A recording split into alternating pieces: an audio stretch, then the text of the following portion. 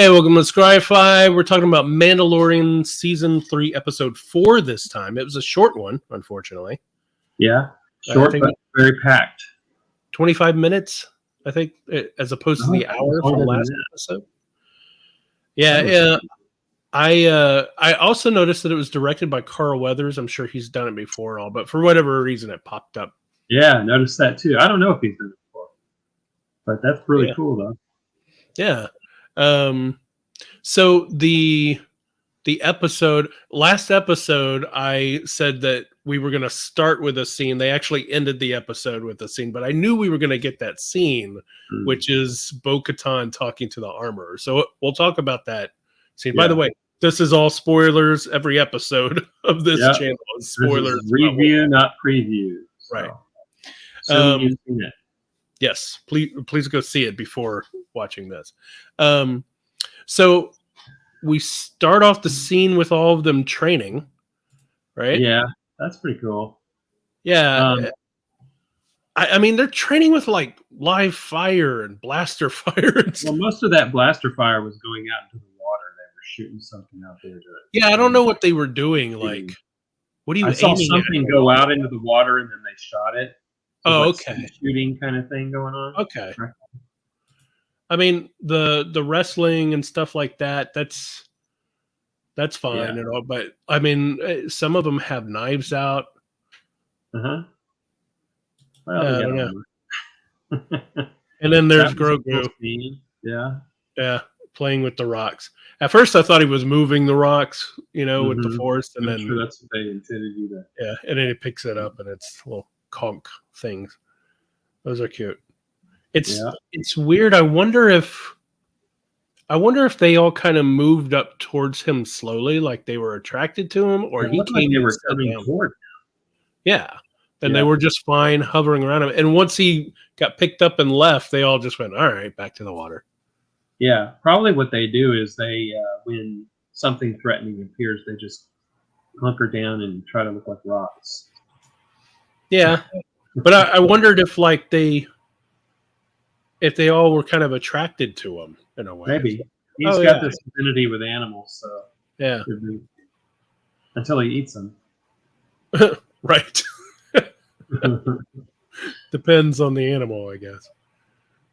Okay, so challenge.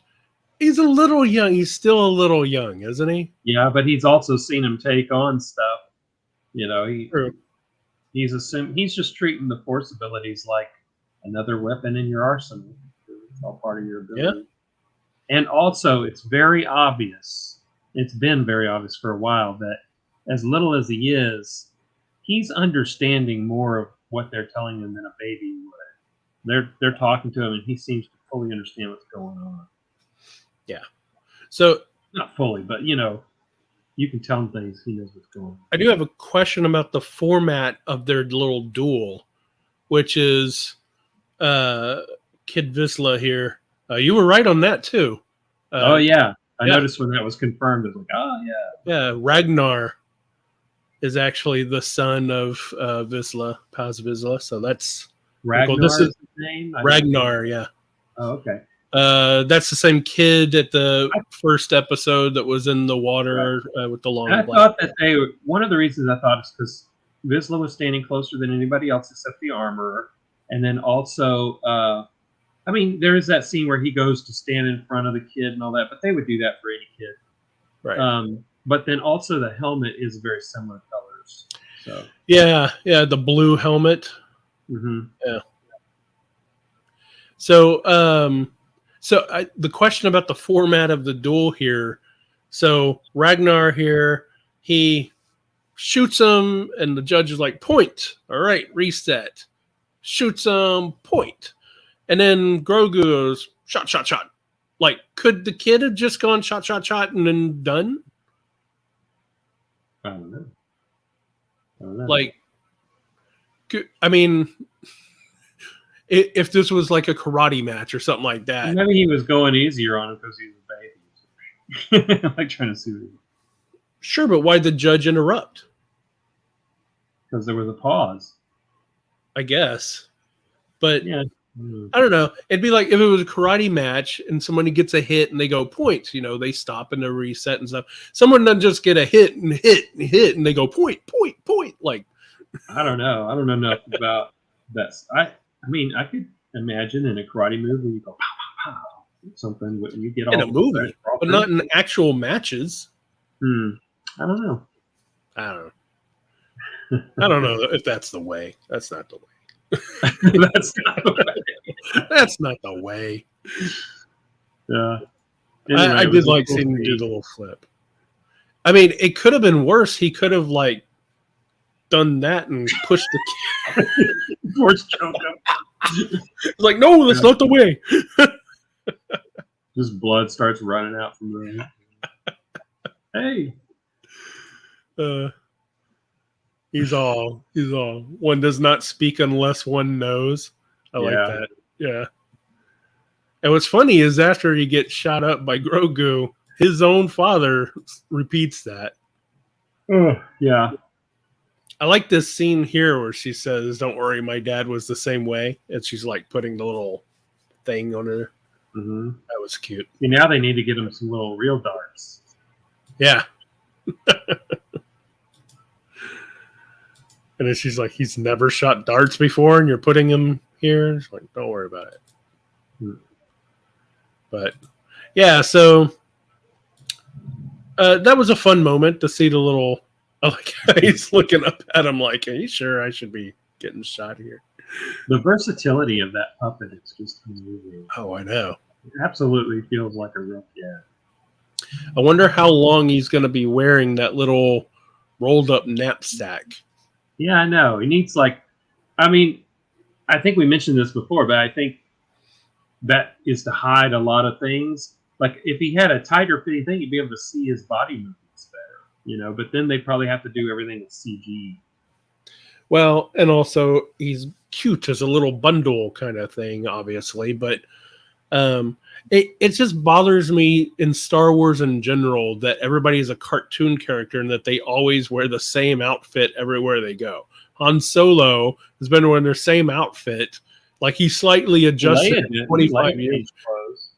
Yeah, the princesses and the queens and all they get to change clothes every scene. A lot of times these movies though they take place over like a one little period of a rushed crisis.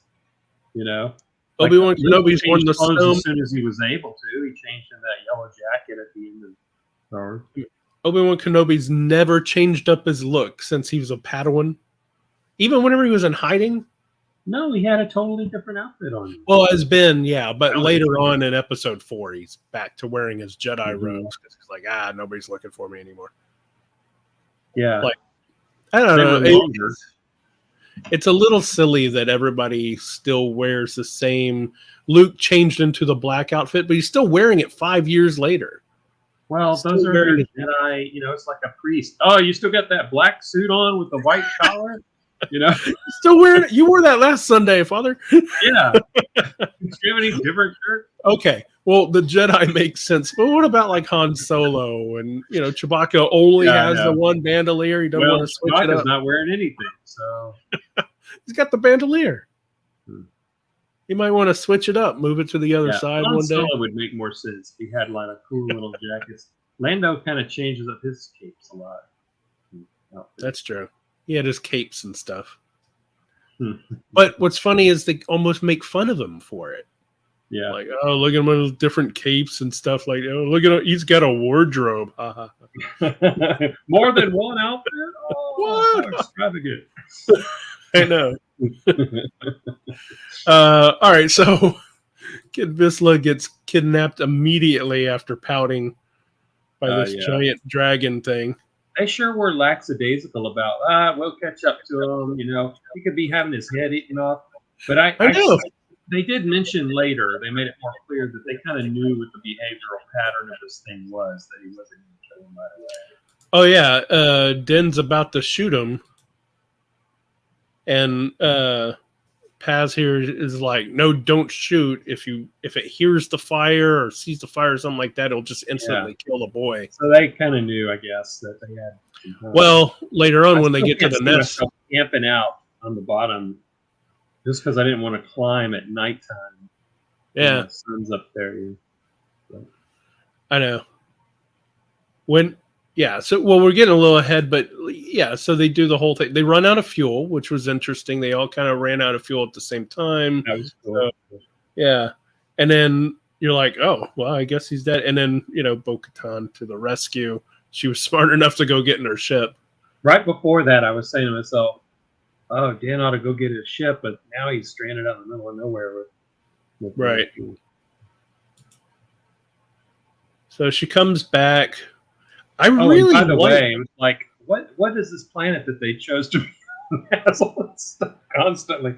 But it does. Maybe they chose it because it has these challenging creatures, and they wanted to Maybe. I mean, I like the fact that they have to pick a place that isn't like beautiful and all this. Otherwise, people are going to already be living there. Yeah, I thought about that too. It's like, there's probably that you could go to planets that don't have good atmospheres or temperature ranges, but they probably wanted something that had an atmosphere or temperature range. But then those planets are the very ones that tend to be populated. So it's probably not populated because of these creatures. Right. Or sparsely populated or not populated in this area where all these giant creatures are. They're out of a place that people aren't hanging on. Like a Jurassic World almost. It's cool. But yeah, so she finds the place, she scans it, and she's really smart about all of this. I really like how she's just kind of dove into. Yeah, she's a natural leader. She kind of took charge of things. I mean, like even kind of, she even repeats, "This is the way," without any kind of, this is the way, nothing like that. She's getting into it. Yeah, yeah, and even whenever they go and camp and all that, she has to ask a few questions like, "How am I supposed to eat?" Yeah.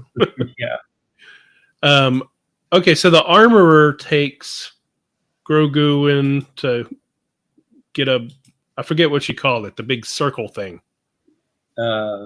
Just a piece of armor or something. I think she actually gave it a name, but okay. I can't remember what it was. And she starts talking about the forge and all that. But what's really cool, of course, is that we start getting the vision. Oh, yes. And did you notice this younger version of him really does look younger? Like they de-aged. Yeah. So there he is at this time. And then he is 25 years younger in that scene. Oh, that's interesting. Yeah, I think you're right. I think there he is. Yeah, maybe they did do something different. Yeah, a little less hair. I think they made him a little greener, maybe. I don't know. Less. The features are more smooth or something. I don't know. Yeah, and then he's got the thing that they found him in. Right, and it's all shiny and new. The little pod. Yeah, this was a little younger there. Yeah. And we get that definitely looks younger. Yes. So and Kelleran Beq is his name. Say it again. Kelleran Beq. Kelleran Beq. That's right. B-E-Q. Played by Ahmed Best, right? Oh yeah. Do you know the actor? Yeah, that's Jar Jar Binks. Oh, it is. Yes. Oh, that's pretty cool. That's where that character comes from because he came back to play that character previously as part of a Disney game show thing where kids try to become Jedi and go through trials and stuff. And he's like, he played that character's name, dressed just like that. And so that's that character now here in a story. Oh, wow. That is pretty cool. It is. So he's pretty awesome. Picks up the other lightsaber immediately. Every moment a Jedi gets the chance to pick up another lightsaber, they do. Why don't they all just carry two lightsabers? Yeah. Maybe it has to do with it's only good if you're facing multiple enemies and you just don't normally face multiple enemies. That's fine. Carry two lightsabers. Use one when you need to. Use two when you need to. Yeah. Strange. But yeah, fights him off, gets in the speeder. They immediately hit his engine. Yeah. I They like were this. really on to him hard. Yeah, I I like noticed this the moment. little things on his cloak there. Yeah. It reminds me of High Republic style. Oh, well, that would make sense. I wonder if he's Yeah. like some kind of enthusiast for older ways or something. Yeah, I don't know. Maybe some kind of historian Jedi or something. I think it's cool that he goes inside one of these train tunnels that we just saw in the episode before. Oh yeah, that's cool. And then, right. That looks yeah. just like the tunnel they passed through. Yeah, so it's like one of those, as they go through things. Oh, and then he's here. He goes right past the Peak of Umat that we saw in the last episode. Great tie-ins. Of course, this is supposed to be 25 years before, so it's a little different, but not by much. And then he lands here. He said he has some friends. So I looked this up. These are Senate guards. Oh, I thought their outfits looked like Naboo people. If you look up the captain, the one who talks to him on IMDb, he's credited as a Senate guard captain. Okay. So these must be guards that are similar to the suits that they were wearing. Inside of Padme's ship. Yeah, I thought the same thing too, especially since the ship is all silvery. The ship is obviously Nabooan. Yeah, or at least, yeah. I mean, it's all silver like that. That is almost the exact model of ship that Padme was in on Tatooine. It almost makes me wonder if there's like when that stuff happened and all, how many different delegates and stuff were like, let's get the Jedi out of here. How many? It's also really significant that they fired on the clone troopers. That would be like, state troopers firing on federal troopers or something. Right. So, yeah, there's definitely. I wonder if you even mentioned about his High Republic stuff on there. I wonder if maybe his friends, his connections was all about the Senate guards and stuff, and that's why he has those loyal guards with him. I don't know. Yeah, and who knows where he's going now? Is he going to Naboo? Yeah, who knows what happens after that? But I like that we're getting those bits and pieces. It doesn't bode well for that Jedi character, though. No. But that's the way it is with all the Jedi stuff. Unfortunately. It is interesting, though, because, back in the day, when we only had the 3 movies, everybody just thought, oh, really? It is just Luke Skywalker's the only Jedi ever, blah, blah, blah. Yeah. And, of course, as we got more and more stuff, oh, Ahsoka's out there. She's not quite a Jedi, so it kind of works. And then this guy gets away, and, like, how long? And we know there were Inquisitors. I'm sure he's dead. Sure, and we know there were Inquisitors, and Vader went hunting for all the rest of the Jedi and stuff. But some of them probably just faded away and stopped being Jedi because they just gave up on it. Much like Obi-Wan was trying to do as Ben, Yeah. And once you cut yourself off from the Force, you really do start degrading in your abilities quick. Yeah. So this backing of the armor, we've seen that before, right? Yeah. This is the piece that she puts on Grogu. It's interesting because it looks like some kind of circuitry, like there's some kind of complex stuff. There's even copper wires coming off of it. And so, we've definitely seen it before in other pieces, and it makes you think like, okay, well, maybe this helps explain why when a person cosplays as one of these people, it's a lot more difficult to get around and do things. Who knows what that armor is doing? Yeah, those pieces, they have technology. In fact, whenever she replaces starts with a P, the shoulder plate for Bo-Katan, she says she can't duplicate the technology that was behind it. Oh, she said that? I didn't. Yeah. Okay. But she can replace the piece or whatever. So that's interesting because I wonder, like, she takes this piece and just kind of snaps it on. So obviously it's got some kind of magnetic or force field connection to the other pieces and stuff like that. It may have some sort of, who knows if it's got anti-grav in it to make it lighter. And, yeah, I don't know. But it's interesting to think about the possibilities that just behind a plating of armor, there's more to it than just the material. It's, it's got stuff going on in there. Like with the helmet being able to pressurize and stuff. Yeah. It gives them a lot of leeway to fudge things, Yeah. As a blaster hits it, is it just the material that it bounces off of? Or is there like a little bit of repulsing stuff there? Or, pretty interesting. So she sticks it right there on his chest. Yeah. I mean, it's cute, but it's kind of silly at the same time. Well, it's protecting the vital organs. The same thing cops protect when they wear. Yeah, I guess so. Body armor, from the front at least. And I like that she uses the mud horn signet. So that was fun.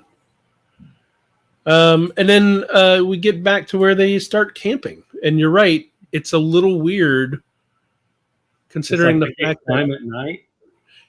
Yeah, I mean, they can look right up there and see it. Yeah.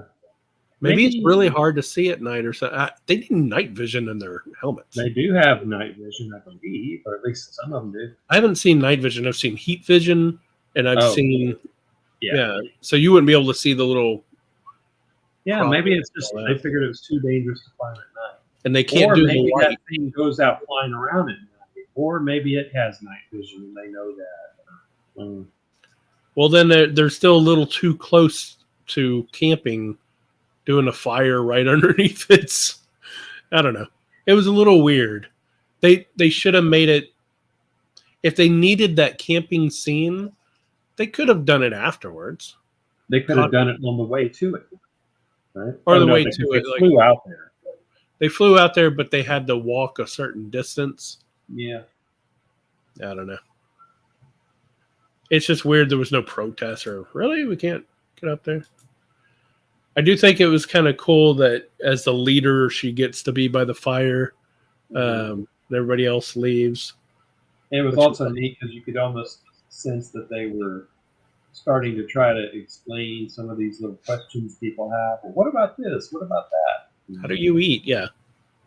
Yeah. And she actually looked up on her right there. Would it be their fault for violating the rule of staying away from the waters? Maybe they would have to go. I think that'd be their fault if they did it on purpose. You're like, I see your face. You're out. You got to go to the waters. Time to go to Mandalore. Yeah. But yeah, that's not the way. I do like whenever she takes off the helmet here, and she genuinely looks a little concerned, like nobody can see. She doesn't want to be. She doesn't want to do something wrong. She wants to stay in this covert. I think she's kind of enjoying the family connection a bit. Yeah, she definitely has strategic plans about it. But sure. Yeah, but I think a lot of this is genuine. Yeah. I think, the plans will kind of fall into what she thinks is part of the way anyway, but so they go climbing up. They got good climbing skills too. That's pretty cool. Even with the gloves and all the armor and everything. They get up to the nest. See, here's where he does his scan. If I can find that. Yeah. He's got some kind of. They don't all have the same abilities. He's got. Well, I remember in the Boba Fett episode where he's looking for the covert underneath. He turns something like this on, and you can see the symbols that they've hidden. And there's other parts where he sees footsteps of somebody who recently came through. Right. I think whenever he's going after Fennec Shand. So, yeah, this is the moment where Vizsla's like, he's my son, and they're like, what? Yeah, he got kind of reckless here. But everybody else was like, I think all the audience was like, what? Then why'd you camp underneath the thing? That's the only weird thing. But for a second here, it looks like he tries to cover himself up with sticks. Did you notice that? No. Yeah, right here. He grabs the sticks. He's like, I guess it'd be hard to bite him if he's covered by stakes. But you got fire. So it regurgitates. Oh, I never noticed that the thing had 4 arms. See how there's an extra set of arms? Yeah. Well, that's pretty cool. Extra support. Huh. Neat creature design. So it regurgitates the kid. So the kid's still awake. Kid's been in there all day? All night? We don't know how long, but they do have pressurizable helmets, so he could have. I don't know. I guess. But I mean, while they were just camping out and eating their little food and stuff, that kid was in thing's throat all night long. You know, maybe he just swallowed them right before they got up. I guess. I don't know. The timing's a little weird, but yeah. There's a lot of little questions about some of the stuff that glossed over. They have a cool moment of chasing the bird. This time they get to fly off at the same time it does. I think last time it had such a fast move already that it was too far ahead and all that. And it got in the canyon and it was able to move a lot faster and stuff. So they're able to keep up with it somewhat here.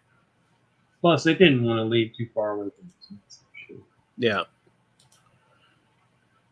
There were some cool moments where he shoots this like cable or something. Yeah, binds up the wing. That was cool. Yeah. And then he goes at it with the knife, cuts the kid free, catches the kid. Yeah. And then, of course, the alligator, the giant alligator. Oh, yeah. That was great to see that come back. Very cool. Giant croc. This is the way moment was pretty cool between them. So maybe we won't have earned their respects, both Din and Bo now. Yeah. So they come back. Everybody, I guess you clap like this, hitting your bracers together. Yeah, a bunch of them are doing it. Guess you can be louder that way. You know, I know it's been like a couple years between Boba Fett and here, right? Or maybe a year. Well, it's been a couple of years between seasons 2 and 3, but I think Boba Fett falls closer to season 3. Maybe, yeah. Well, the thing is, when we see him in Boba Fett, he's killing that butcher guy. Yeah, I think he had been doing stuff similar to that before that for a while. Well, Boba Fett. So, in that episode where he finds them again, she says it's just us 3. This is it. Oh, so that means there's more time here too. Yeah, that's true. Maybe it's happening. And then they have all these people. I wonder though if they just found another group to kind of and connected a few other groups that were separated, because she did say we're all spread out, blah blah blah. Because there are adults here. It's not like they've had time to They would probably know of other coverts and yeah. So they've probably banded together with a few other coverts and stuff. And I'm sure they're all very happy to have an armorer, which is there's probably some leadership in between, some of these people. That judge guy might have been, leader of some of the other ones. I like that they got the 3 baby birds. I guess they're going to train them and ride them. Yeah, I hope they grow quickly because it'd be cool to see them flying around in those things. Yeah. I don't know anything about those beasts. Well, they're good at training stuff, so they'll figure it out. So yeah, in this scene, she says that she can replace the armor piece, but not all the technological advances. So who knows what she had? Because she has some technological stuff, but who knows what that piece really did and all that? I don't know. So This is the It might scene also that convey sensation. Like, you know, one of the things about being in armor, you don't know if you're bumping into stuff or if somebody's touching you or. that's interesting. So one of the things about this scene, I was expecting this scene. I didn't expect her to just come out and go like, I saw one. Yeah. And it was hilarious how the armorer responded. He's like, Yeah. oh, we often see things when we're Very honored to see a vision of it. No, I saw a real one. it was real. This is the Yeah. way. And he goes, no, I mean it was really real. Oh no, it's really there. I didn't living water. Yeah, really real. Sure. Yep. All right, here's your armor piece. Just go on. Yeah, that was great. I thought it was pretty interesting that the armor kind of just, she has this very flat, never impressed thing. You know, like even whenever Din showed up with the dark saber, which is like their highest relic, she was like, or whatever. This is the dark saber. They're like, oh, you know what this is? Dark saber. It's like, what? It's like somebody just showing up at the door with the Constitution of the United States and me going, oh, you know, this is the Constitution of the United States. Yeah. I'd be like, oh my God, it's the Constitution. Like, there's no, like, where'd you get this? This is the dark saber. Stoic or whatever. She's just like, she just has no excitement about anything. It's almost like she purposely keeps it down, keeps it down as if like this is a leadership thing or like it's you'll never impress me. With, you know, I would guess that it's a very similar thing about how Stoics like Spartans were Stoic, and so part of that was in their training of how they confront hardship and in war and all that. So probably a similar sort of thing going on. Yeah. Just once I want to see that armor just be like, okay, that was badass. Or just be impressed with something. But yeah, that's that was the short. That was one of the shortest. It was 20. Oh yeah, 27 minutes. And I think that counts as, some of that was repeat. So yeah, but we got a long one last time. So. 26 minutes. So, and it was packed full of exciting scenery. Yeah, I know there wasn't any part of that I didn't think should have been there. I want more stuff. And this could have been an opportunity. Last episode I was talking about. Sometimes I just want to know more about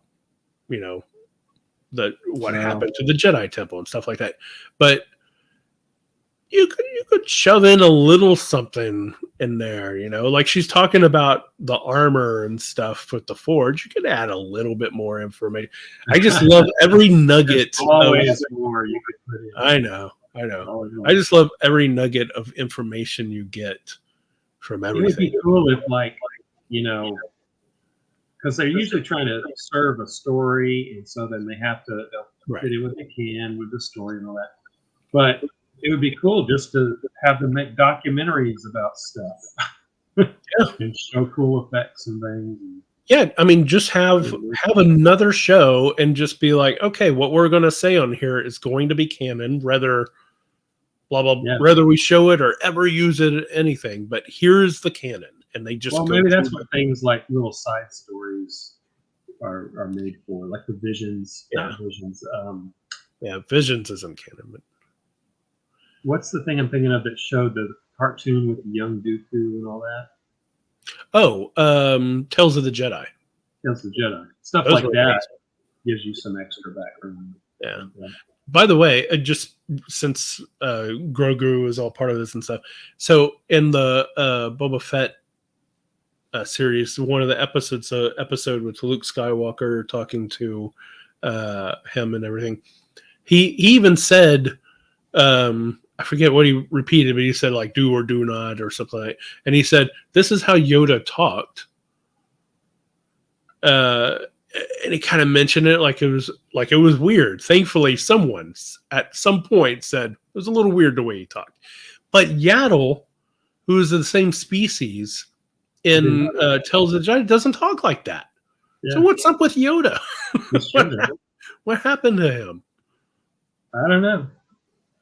Maybe if you're that species, you learn a language, and after 100 years you can speak it properly.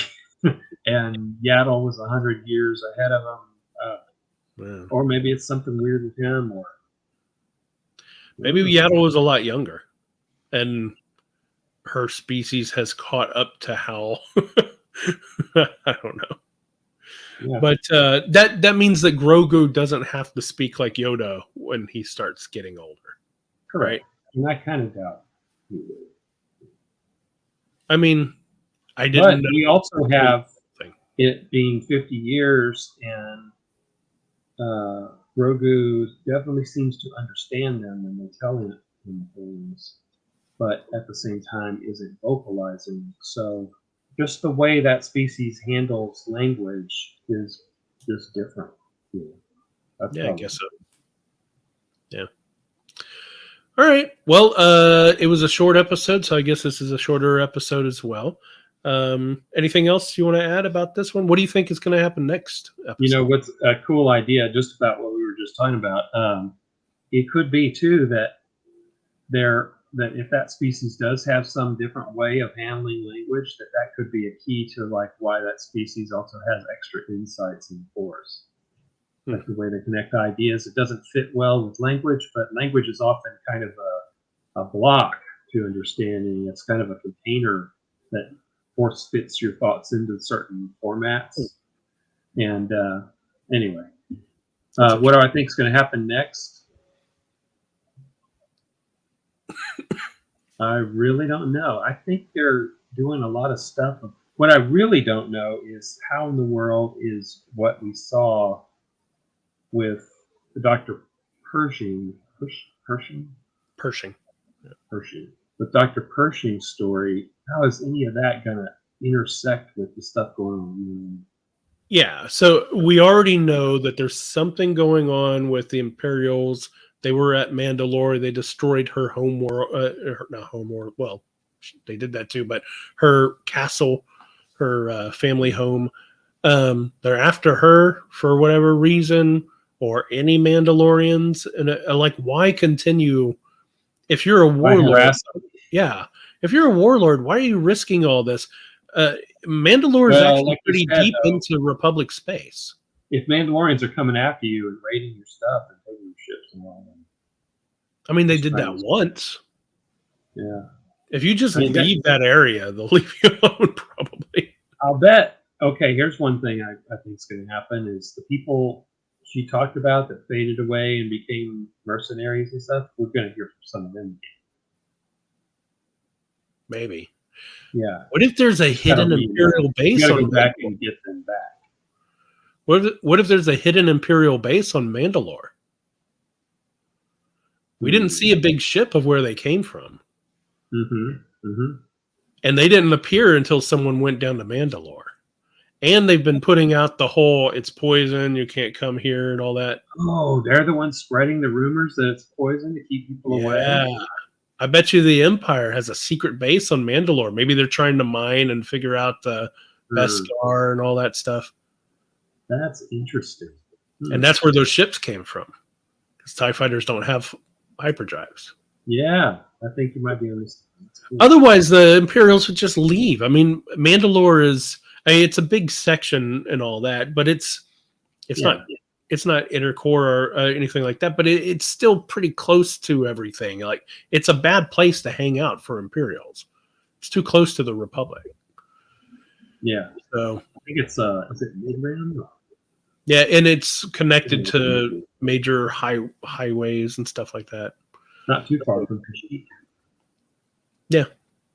Kind of northwest of it anyway, but northeast. It's saying it's north. Yeah, I think it's east of Kashyyyk. Further right. It's